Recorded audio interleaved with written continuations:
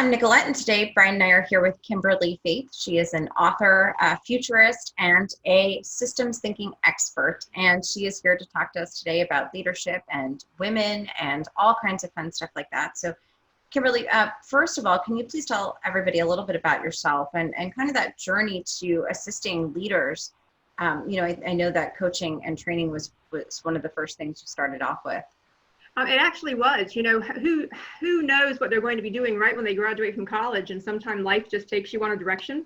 I actually had no intention of going into training and consulting. I started with a small chamber of commerce in South Carolina, and that launched me into this whole systems thinking arena, and I was recruited by a consulting firm. And since then, I've had the privilege to train over 30,000 leaders from hundreds of companies like Amazon, GE, Microsoft. And I've worked with people from 33 countries, spanning 24 industries. So I've been around for a while. Really, really exciting time. Can you clarify? So systems thinking, what is systems thinking? I know, because it's such a crazy word, right? So for anyone who might remember, back in the 90s, Dr. Peter Senge had a big hit book called The Fifth Discipline. And it was about how do you look at the big picture and look at the little details at the same time. I call it being able to see the forest for the trees, or even be able to go to the base of the mountain and go to the mountaintop all at the same time. Nicolette. So Nicolette, first of all, I love your name. I was telling her that. That's just a fabulous name coming from someone named Kim. I mean, Nicolette is just fabulous off of your lips. Love that. Brian, I love you too, but Nicolette, I got to tell you, she's that. Yeah, my name's sort of like Kimberly. It's pretty common. Yeah, it's pretty basic. That's okay, but I'll take it. That's all I got. So. Well, what's so fun about this particular discipline is that it helps you have a better understanding of what's really happening. Many times we have kind of blinders on and we only see what's right in front of us, and we don't have a bigger understanding, and it can be quite insightful when you do. So over the course of your time working with professionals, what did you find were some of their key struggles? What were they really struggling with? Number one is confidence. So surprisingly, we all think we have confidence, but there's a certain point where we hit a level and we can't figure out exactly why. And this was something that was so intriguing because as I was working in all these industries, I met incredibly talented people. So why did they have a confidence issue that bubbled up? Why was that? And that's really been something that I dove deep into my entire career. And interestingly, I found out that both men and women were taught to play small. So what would you say to people who are struggling with confidence? I mean, I'm sure there are a lot of people struggling with this. I'm sure I struggle with this, and Brian struggles with this. I'm sure you struggle with this. So what is your advice for those people? Well, first, I think we need to be sure that we pause long enough to actually acknowledge that, because I don't know, Brian, maybe you have something to comment on this, but the reality is that we actually many times don't even acknowledge it, because Nicolette, we learn how to kind of fake our way through life, right? We do the job, we step up, we move into that next position, and we have some confidence, but we always know, I find most people know that there's another level available to us. Does that resonate? Mm-hmm. Yeah. Do you think people, as they sort of move up the chain, have you seen like they get almost like less confidence because the more at risk, is it harder to have that confidence in what you're doing? It is, but I think it's more than that, Brian. What I have found is that there's this expectation that someone else has the answer. So what's really interesting is that we actually go through life being trained that the doctor has the answer, the minister or the priest has the answer, the elder in the family has the answer. And so we spend much of our life looking outside of ourselves for the answer. Mm-hmm. And what's really intriguing is that, yes, as we advance, we certainly find we're more risky, but sometimes we're still looking for somebody else to have the answer when all of a sudden we are them. Mm-hmm. We have arrived and we are the ones that everybody else is looking towards. Mm-hmm. That's kind of like when I became a parent and I went, oh crap, no, now you want me to give you the answer?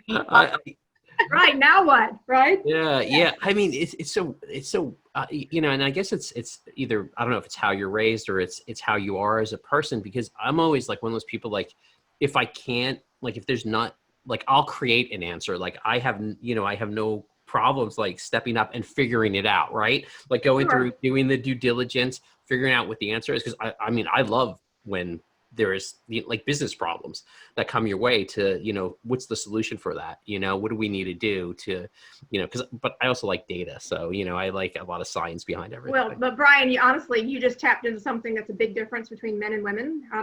The studies show that men will apply for a job if they have only 60% of the qualifications, and women will wait until they have 90% or more. Because Brian, you tapped into it right there, is that you're actually brought up to believe that you'll be able to discover this and achieve it at any point. And Nicolette, what we're often taught and have come to believe is that we need to be sure that we can do it so we don't fail. And there's a difference there, and it shows up in the numbers. I have to say, I feel very, very blessed because, and Brian, you reminded me of this Figure It Out, because that's actually a big, I was actually going to tattoo that on my body at one point, because my father used to tell me, he would tell me, go figure it out. At some point he got tired of carrying me because I was always, Dad, I need help, Dad. And there were things that I should have been doing at a certain age, age appropriate things. And he'd tell me, go figure it out, and I think what really built that confidence was the first time I figured it out on my own. I went, oh, okay, I guess I can figure it out, and so the next time, of course, I went back to Dad, and he was like, figure it out. And I was like, all right, I guess I figured it out before, I could figure it out this time. And, right. That's kind of my perspective on life now. Whatever it is, I'll figure it out. I don't know the answer yet, but I'll figure it out when I get there, And that's a really powerful point, Nicolette, because what we're watching now, I'm a big believer in parental leadership. So when it comes to the words leadership, many people tend to think it's only the people who have the titles. I believe that we can have leadership of self. I believe we provide parental leadership. What's happened to us, though, is that we've actually, I've watched this over time. My kids are grown now, but I've watched where we have less of that, Nicolette, where we have fewer people saying, kids, figure it out. Look how often we even something so simple as Google. We're still looking for somebody else to have the answer. Google is one of many answers, but it's not the only answer. You see where I'm going? And so I love that opinion of understanding that we can figure this out. And what might be needed at this time of day, especially in the days that we're living in, is something that does not yet exist. It may not be there yet. Does that make sense to you both? Yeah, no, it does. And I think that's really important, because I was there at the birth of the internet. Do you all, you both are very young, so do you all remember life before the internet? I do. I still don't like the internet. I'm technologically challenged. So. I actually have to sometimes make videos for Nicolette for technology sometimes, but I do tell her to figure it out, though. Because Nicolette and I have been working with each other for a long time, and so many times, we've gone like, okay, here's what the project is, and both of us are very much in that mindset of we like challenges and we like figuring out, and and it's interesting too. You mentioned that, like, that parental leadership, and I try to do that. I have 3 daughters. I try to do that with all of them, right? Like, trying to really make sure they understand and they're capable of really solving problems, not giving answers. Like, I believe children need to work through this. How important is it when you're working with people that you have, like, the correct mentors who help you figure out things to grow in your learning, in your business? I think mentors can serve 2 purposes. I think they certainly can help us navigate the politics as it is and help us navigate the organization. I think it is helpful to have them give us insight on their experience. But even then, Brian, I think there comes a time where we begin to say, well, how could things be different? Because what's happened is that we keep regurgitating a lot of practices from the past. And that's under the assumption that those things will still work. I think we all realize right now that we're in new territory. There is no rule book for where we are today. My daughter just moved away for her very first job, full-time job, in January. Literally just moved 6 hours away, started as a civil engineer. She calls me as this whole global pandemic is unfolding and says, well, what do I do? What do I do? And I was like, hun, there's not a playbook for this. All of these things. And so, Brian, yes, mentors can help us, but as long as you always keep space in your cup, is what I call it. I think about a cup of who's filling up your cup. Keep space for your own, because I really do think all of us are being given inspiration to forge a new path. Absolutely. I mean, at least my belief is I think you need to, whatever you take the good out of that, what's being taught, you take the good out of that, and it's your job to build onto it, to move to the next, and you know what I will say? So Brian started as, he was my boss, and Brian he had this figure it out mentality, just like my dad, right? And he would come up with the end goal, like it needs to do, and then he would put it there and go, okay, basically figure it out. And, and however we got there was how we got there, and it didn't really matter. It was kind of unique to how we got there. It was unique to us. And it was really, I think that ability to have your own perspective and mind, but within a little bit of a safe place was so important, which leads me actually to thinking about women, because I know you focus a lot on women, and I'm very fortunate that I have never felt any different as a woman than a man. I just don't, perhaps that was how I was raised. Maybe I was fortunate enough to work with wonderful people. I don't know what that is, but I've never felt any different. And I actually, I know the internet's gonna hate me, but those women's days, those International Women's Days, I feel very, like I'm equal, so I don't need to celebrate myself, on one day. I celebrate myself every day, I don't know. I'm a woman every day, and I'm okay with that, and that's great. So, but where did the inspiration for you come from to really focus on women? So I've worked both with men and women. So please understand that. I have a deep reverence actually for both. So I wrote my first book here for women, but no, I've got another one coming for guys, Brian. So I love you all too. I definitely send me a copy. I will read it. I will definitely. All right, deal. What was funny is that I actually remarried 5 years ago, and I must have really loved him. I married my Italian husband, and his 99-year-old mother-in-law moved in with us. So I lived with a centenarian for 2 solid years. Okay, Italian mother-in-law. I had firsthand experience. Not many people have had that experience. I saw firsthand where the clash of the past was with the present, and I literally felt like I was in the Twilight Zone. So I would go and I'd be coaching women and working through some of those things and some of those belief systems. That was actually why I ended up writing the book, You're Lying Inside.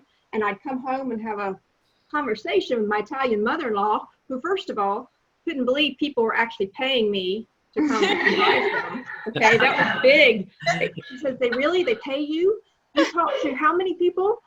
Do they all listen to you? She couldn't conceive of it. I mean, it was that foreign. Yeah. But I found out, Nicolette, that I love your opinion, but we still had some residue from the past. And it was so subconscious that we almost had forgotten. We didn't even realize that some of it was bubbling up. So I simply brought it to awareness so that we could say, okay, we see it, we're done, let's move on, because I think there's a lot that we all can do together moving forward. I tell you lots of stories about her, though. I do hope my son will let me come move in with him. My daughter-in-law doesn't mind her old Italian mother-in-law, but it was not an easy feat. I didn't know I was marrying St. Peter, her only son, St. Peter. So little did I know. And every once in a while, when we would have those spirited conversations, I would look at him and I would say, I must really, really love you. You're like, I need to go for a walk, I think. That happened on more than few occasions, absolutely. Yeah. But to be honest with you, I'm not sure that was the gift that came out of it all, is I'm not sure I would have actually recognized some of these things if it had not been for this stark difference, because I figured out that some of these things that happened in the 1920s, 30s, 40s, they're still hanging out today. And we tend to think that it's not around anymore, and it is. And in subtle ways. I think you bring up a good point. Like I know, I've always said to anyone I've ever worked with, like, you can learn something from everyone. Yes. You can learn something from everyone, but you have to have that open mind to do that. And it's nice seeing that you learned something, and it inspired something from your 99-year-old mother-in-law. And that's just a real great example of how you could learn from anyone. You can. And Brian, we're all three of us are positive people. So even when in the most challenging times, the way I got through it was, okay, how do I serve her? And how do I bring something good out of this? And then any other time I took a walk. Well, you had to process it, I did. My great grandmother just passed away. She is one of those Italian, old Italian ladies. She passed away at 104 in January. And Mine was 104 and passed in April. They were made of something different. They were. So, you know, but I can see as I'm listening to what you're talking about, that residue, you know, I can see how her perception of what I should be doing, what, you know, I call him my husband. We're not married, right? So that was a whole other thing. And, you know, so what my husband was doing and how he should be working. And, you know, she had to work. She had to work because, you know, they couldn't afford not to. So she worked 2 jobs, but the perception of what a woman should be doing was still there, you know, and, you know, you should be home with your children and, you know, he should be working, and why isn't he working when he takes a vacation day? She doesn't understand why people take vacation days, you know, and it was a very different mentality. So for me, working from home was inconceivable. She's, you know, she's like, why are you home? You know, I could stop by and help her if I needed to. Why aren't you working? You know, it was just a very different. You're right. And so she was born in the same year that my mother-in-law was born, 1916, 4 years before women had the right to vote. So this August, we're actually celebrating in the U.S. the 100th anniversary for women's right to vote. Now, it's going to probably be very easy to lose sight of that in light of all that's going on, but that's an important milestone because, you know, a lot of those women from way back then, Nicolette, you're exactly right, is fundamentally different. I mean, when we all moved in together, we had 4 generations in the same household. So my daughter, that was a teenager, we could have been our own reality show. My Italian mother-in-law could not, she was like, why is her daughter, she was asking my husband, why is her daughter going in the refrigerator like she can get whatever food she wants? And Peter was like, because Kim pays half the bills. And you know, and my mother-in-law was like, well, there's no way that she could pay half the bills, because in her mind, there's no way a woman could have been equal like that. And it was just really an interesting dichotomy. And so what lesson that comes out of this for somebody who doesn't have this experience? What happened in the early 1900s is still affecting us, whether it was policies that were created, whether it's how medicine developed in this country, whether it's the way some things that were involved with policies. And it's important for us to at least take a look at it and unravel it so we don't just keep going in the way it's always been done. I want to ask a question that's going to sound a little negative and kind of yucky, but I'm thinking about, there are some women I know, perhaps in my family, older women, and they have this very traditional perspective, but with a women's empowerment spin. So they want men to do all those things that gentlemen should do, but at the same time, I'm a woman, I'm women's empowerment, women's rights, and it kind of clashes. Do you ever see like this mixture? Like, you still want the man to open the door for you, but yet you also want to control, I hate to say that, control, you know what I mean? Control him and have this power. Like, are women confused? Are we kind of like hearing all these messages that we don't know what's going on? You know, it's really interesting you should bring that up. So I'm a data geek. So Brian, I resonate with that. So I make lots of timelines. What's interesting, Nicolette, is there was a lot of confusion when the women's movement happened in the 1960s and 70s. It was a very difficult time for the country. And so we heard from the Gloria Steinems. We had the book, The Feminine Mystique. There was a lot of clashes of different kinds of ideas then. And what you're seeing is still a residue of some of that. Mm-hmm. What we did, Nicolette, is we shifted some things outside of ourselves. We changed the pay rates. We had the Equal Pay Act. We had Title IX. But what we didn't shift were some of those internal beliefs and aligning those. Right. And that's what I think is so important here at the 100th anniversary, is that, okay, folks, we did the external stuff, but now it's a matter of the internal stuff, because we can't look outside of ourselves for the answer anymore. So you spoke about timelines. Is there and this is with anything, not just, you know, what we're talking about, is there like this timeline of any sort of transition in thought or progress like that needs to happen naturally, or not naturally, but like you almost, you know, I guess I don't know. I don't know exactly what I'm trying to ask, but is there like a natural timeline for people's thoughts to start shifting to meet the external kind of. Yeah, to meet the external, right? Because you may be raised, if someone was raised by your 99-year-old mother-in-law, they may have this thought, but then they're seeing society, and it takes time for you to shift that to the next generation or the next group or Sure. whatever it is. So is there a natural progression that happens in these? So but long before this happened, in 2016 and 17, I published a timeline. You can find it at epicenterofchange.com. And I found out that there was a point, Brian, that I knew we were coming to an inflection point of that we were going to need to make a decision. That we had this tolerance of disrespect that had actually been happening since the early 1900s. And then we had had this rise of an expectation of respect. And we've now come to the point where these two are crossing. So do we have this point that we're going to need to make decisions? Absolutely. But I don't believe we can do that without taking the time and actually look back to see what really happened. So let me give you an example. When you do the research around the women's movement, do you recognize the name Gloria Steinem? Mm-hmm. Okay, she wrote lots of articles of fundamental influence on the way we perceive the women's movement. Do you know that she was also a CIA agent? And that was part of something called Operation Mockingbird. So look it up. And so as I'm looking through all of this, it's really important that we actually all kind of go back and say, okay, so what worked, what didn't? Where were we confused, Nicolette? Where were we influenced that we didn't know we were being influenced? Mm-hmm. See, 10 years ago, I reached a point in my life where I lost everything. It was from a previous business. I lost my marriage. I lost my company. Very difficult time. I was bankrupt both personally and professionally. And when you reach that low point, you reevaluate everything. I mean, I had nowhere to go but up. And what I found is, I keep referring to like this cup. I went through every belief system that I had in my head, and I literally took it out of my head. Where did this one come from? Where did this one come from? Where did this one come from? And I found out that 80% of what I was saying, doing, and thinking came from someone else. And I set out on a journey to figure out which ones I wanted to keep and which ones I didn't. I just have to say that is so awesome. That really is so cool. I never really thought about, I've questioned very much like, okay, that's something I was taught, put it away because that was wrong. Do you know what I mean? Or whatever the case is.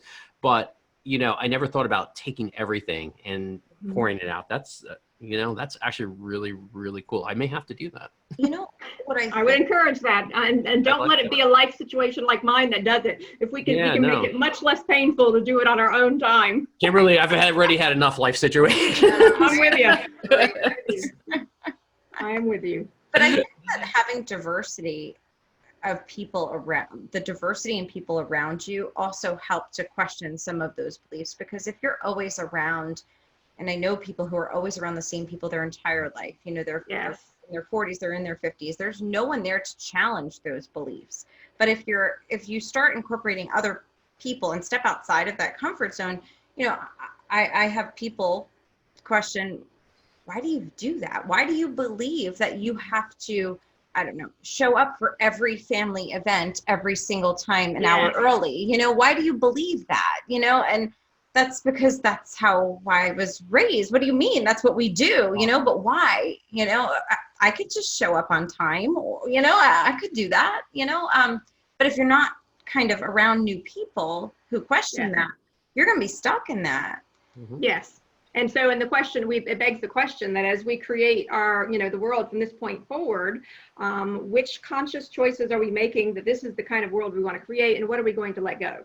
Right. And there's a lot of healing, I think, that needs to happen there. I encourage people to really, when they show up, to almost say this to themselves: I am in the room to heal the room. Mm-hmm. I believe that we each have the ability to be able to do that on a number of levels. And that's what I think right now is an exciting time to be, despite the chaos that appears at the moment. I think there's really an exciting time getting ready to happen for us all. So how does this tie into the glass ceiling that I'm sorry, Brian. Wait, before you go on to the glass ceiling, I have a question. So because now you got this stuck in my mind about deconstructing and reconstructing, right? So I think what Socrates said, like something to the extent of like build on the knowledge of others, right? So, and that's not the quote. Whatever the correct quote is the correct quote, but that was the concept. So basically, you're saying, okay, look at that knowledge, take out the stuff that's rotten or bad, or the bricks or the foundation that's deteriorated, put some new stuff in there that's your own, and then Yes. build on top of that completely. Bingo. Bingo. Because Beautiful. That is. take a look at what's happening even in academia, Brian. So this is what I started to notice, is that there was this uniformity of thought that was spreading like a virus, no pun intended. But the fact that everything in academia teaches us to do nothing but footnote everybody else that's been talking in the past. Mm-hmm. Where are we creating original thought that does not yet exist? And that, I remember going to a George Washington's home and actually hearing the story where he had a painting all over the ballroom of the America that he actually envisioned. Mm-hmm. And he had paintings because he knew that people couldn't see it yet.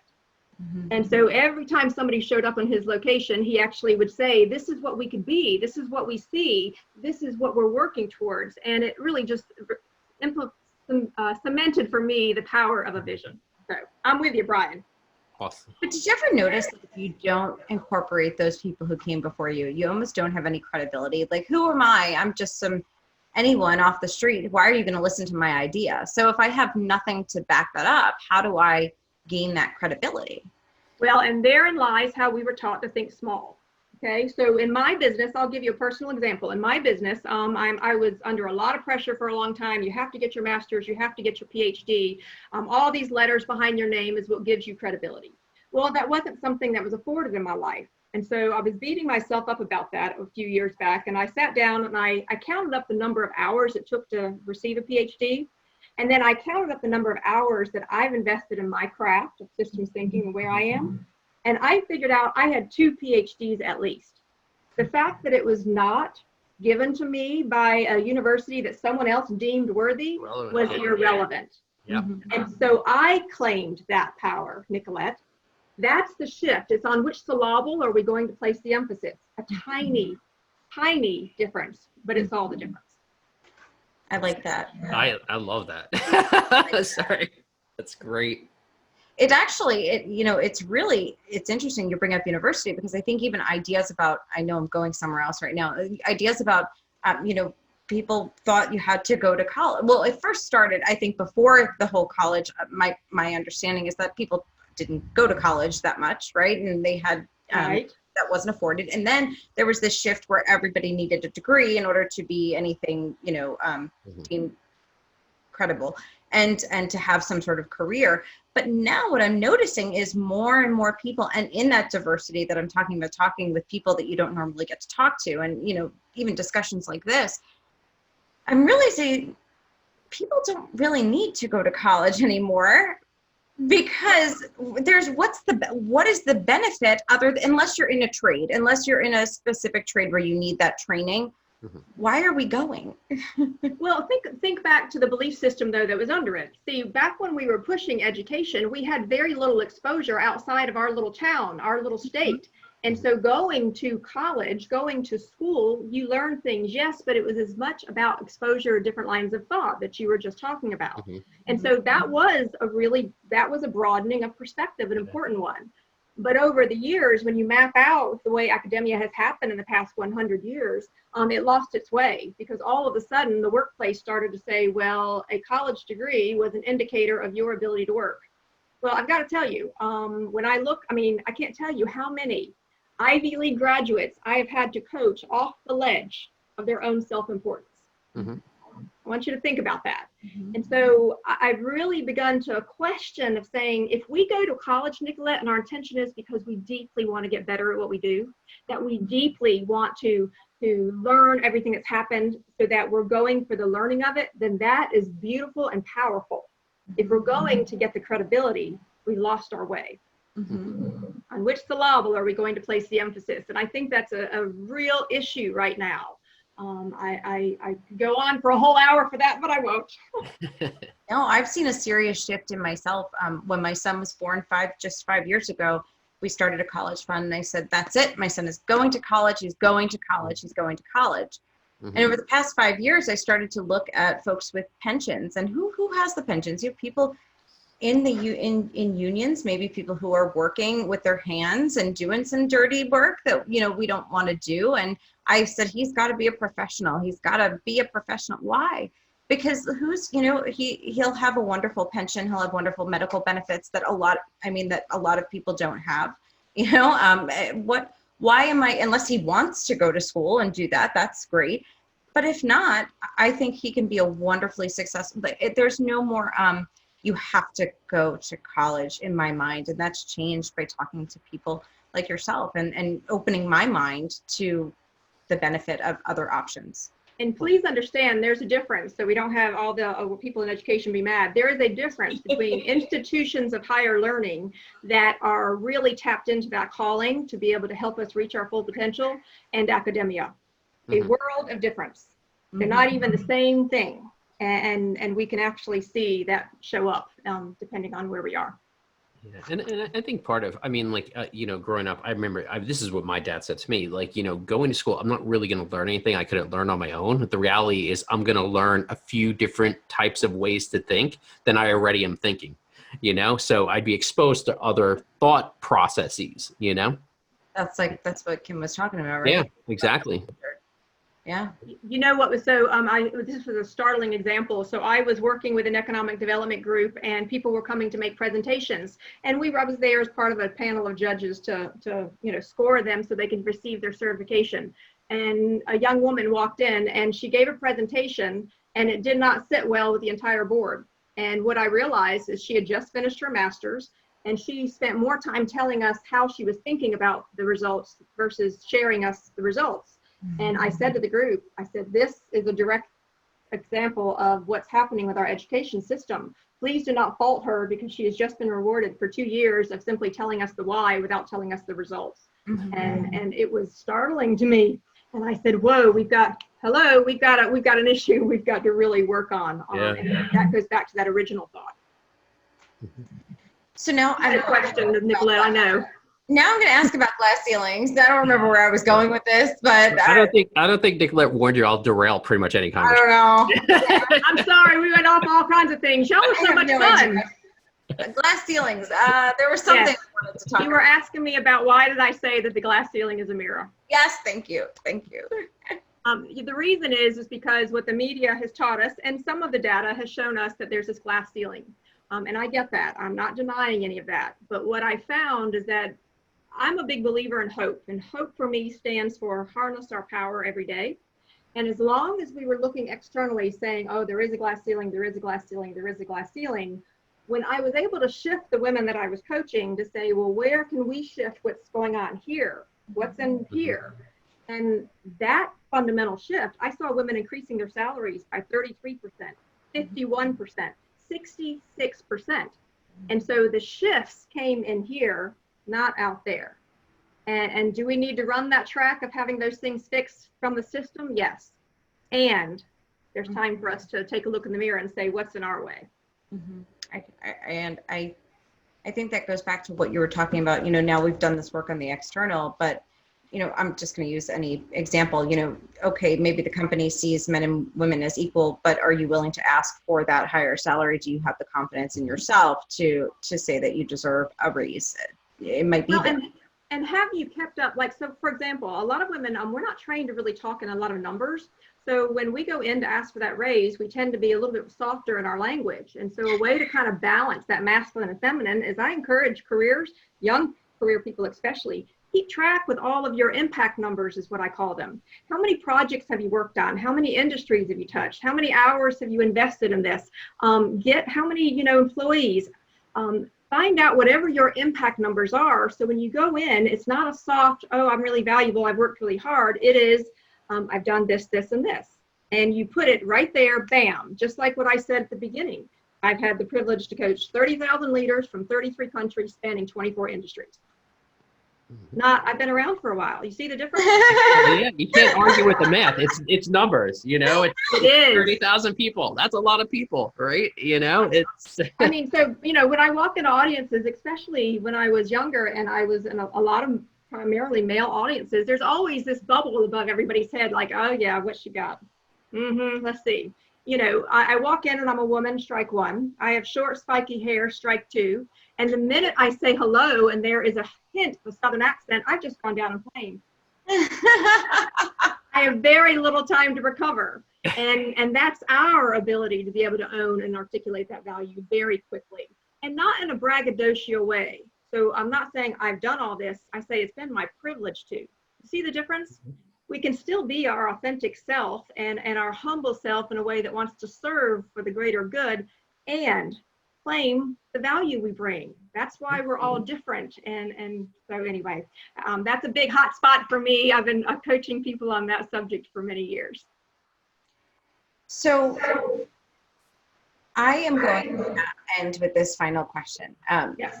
We are practical people. We like to leave everybody with some sort of tangible action. And what would you say we can do today to kind of start to change this for ourselves? Sure.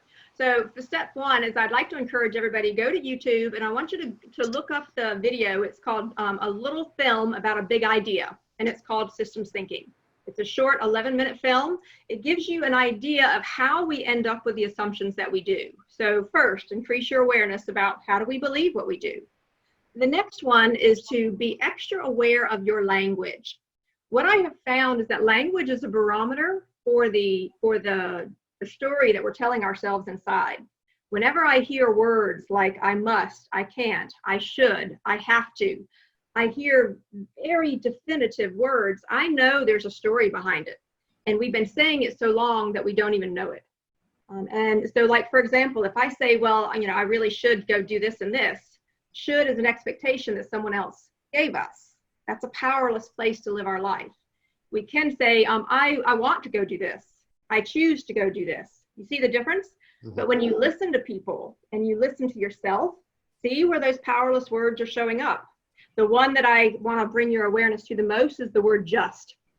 Anytime the word just comes up, there is a mile-long explanation behind it. Oh, I'm just doing this. Oh, I just said this. Oh, it's just this. And I'm like, whoa, there's a deep story behind that. So anyway, and then the last step that I would suggest to you is to have an honest conversation with yourself about, are you aligned in what you're talking to yourself inside and what you're saying on the outside? We are coming from an era that we were taught to be one person at home and one person at work. That was exhausting. It was like two different people living in the same body. And we've done a better job about that now, but we still have a ways to go with that. Find a place where you can have an alignment of that internal story and that external story so that you can show up within your full power. And that's where we really begin to make a difference. We're living in a time that we can't live a divided life anymore. Life is demanding other things from us. Are those practical enough? I think so. Totally. Well, Kim, can you please tell everybody where they can learn more about you and your book and your upcoming book, and just tell us where we can find out more about you, please? Sure. So I'd encourage people to find me first on LinkedIn. You'll see a lot of the things that I do on LinkedIn, Kimberly Faith. And then I have my website, kimberlyfaith.com, and you can check out Your Lion Inside. It's black and gold cover because the basic premise is, why are we acting small like a cat when we have the strength of a lion inside? So I'm not ready to announce the title of the next book, but stay tuned because it'll be an important one coming up by the early next year. Thank you so much, Kim. Yeah, Kimberly, you gave us a lot to think about. A lot is going on in my head right now. So well, listen, I want to question everything about his entire life. I know. Oh man, I'm going to be constructing everything this weekend. Well, I want to thank both of you. I think you both are a very bright light in the world. I appreciate what you're doing, and it inspired me even before I came on to the interview. And so, thank you. Keep doing what you're doing. The world needs it. Thank you. You too, Kim.